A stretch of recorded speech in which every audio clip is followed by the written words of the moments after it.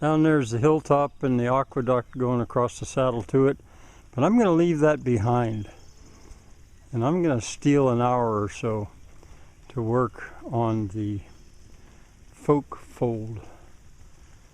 And this will serve as sort of a before. And then there'll come many afters after. I'm going to walk in here. Bugs may be a little bad, but I got some netting to put over my head and some glasses and stuff. I've got 4 locations for 4 folk cabins. That one back there by the orange straight edge is the one I'm going to start on now. But I think I'm going to build all 4 at once. And these blue looking pallets are going up on top of them. I'll get help for that. But I've got these in the right location, pretty much oriented right. They're not square to themselves. Nothing, of course, is nailed. But I'm going to start with the inner corners. Oh, and I should also say, here's the center point. And let me just, the outhouse, which I've got to straighten up so I can get the door open. I'm going to just pan around here. There's a eastern gate. There's the southern gate. There's the western gate. And these blocks that are laying around are extra. I'll neaten them up. And the pallets, most of those pallets that are around, they're going to be the walls of the faux huts that go up on top. These are going to be the floor for the faux huts. So I'm going to go back here and start stacking. I shouldn't have to saw anything. I'll make sure that this first one is square to itself, and I'll begin. There, the 45s are both within a ½ inch or so of 135 inches. And so I'm ready to start stacking on top. I probably should have centered that bearing point on the concrete block instead of using the outside edge, but I'm going to leave it like it is. And I haven't even bothered to make them level. They'll press into level as weight gets on them. Now I will put the this little level, you know, I'll make that first course level, and what I'll do there is I'll put wooden blocks, fresh wooden blocks. I have some over there. I'll raise them with those until it's level. I'll show you when I have that done.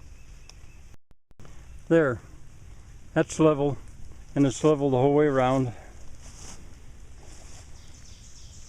I didn't put that on the outside edge because the inside edge was the high spot, and you see I didn't put anything on that one, so that was my reference. Well, there's some crows that I think it's me. They don't like something around here. They're making a lot of noise. Probably my presence. Anyway, you'll hear them. There goes one. Or ravens, maybe. I stacked one of them partway, not quite to the second story, but here's the doorway. This will be where it closes off. That's because there's a load point that goes down through. And speaking of those load points, I'm going to add concrete blocks and whatever so that that load goes all the way down to the ground. So 2, 4, 6, 8 of them I'm going to locate still. So there's going to be a very high threshold. Yep. If you need a wheelchair to get in here, you're going to need a ramp. This is the bed. Next time up here I'll bring some boards that are cut to the right size. I'll lay them on there for the bed. This is going to be the bench, or the workbench, or the kitchen counter, or whatever. The heating system and the kitchen stove or whatever, it's going to be right in there. And One other thing I'll tell you is, what slowed me up, a lot of those, most of those now are 8 foot 2 inches. And so what I've decided to do is put them on the bottom and let 1 inch stick out here and there, and 1 inch stick out there and there. And that way, and let me get a board. When I put the corner boards on, they'll bear on them. Can you see that? And this one will bear there, so there won't be that end grain so close to the ground. That'll work.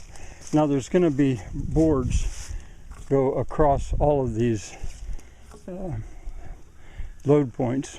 Going up corner boards going up like that. They probably wouldn't be necessary. And in here the same thing, the jamb will come from here up. That door is going to be probably about 30 inches. So I'm satisfied. I had to back up. Now why did I have to back up? Oh, I can't remember. Maybe it was because I had to back up a couple times before I got started. But what I think I'll do is I'll go on using these that are 2 inches long, and I'll put them on each one of the other locations to use them up. And the next time I bring any up here, I'll already have them cut when I get here. So I'd say that's maybe enough for now. It was fun. It's not my main subject now. My main subject is playing up there at the folk fold.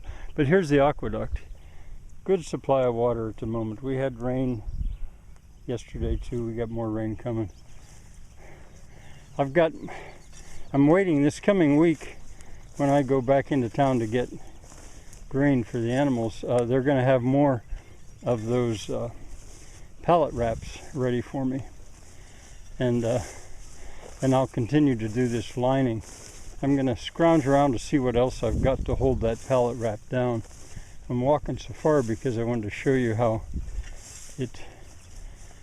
the level of the water is going up above my lining right now. That's where I'll start. I have one sheet there, but I'll wait. There's that iron sheen. So there's iron being affected. It's affecting the iron that's underneath this aqueduct. All right, now I guess I'm going.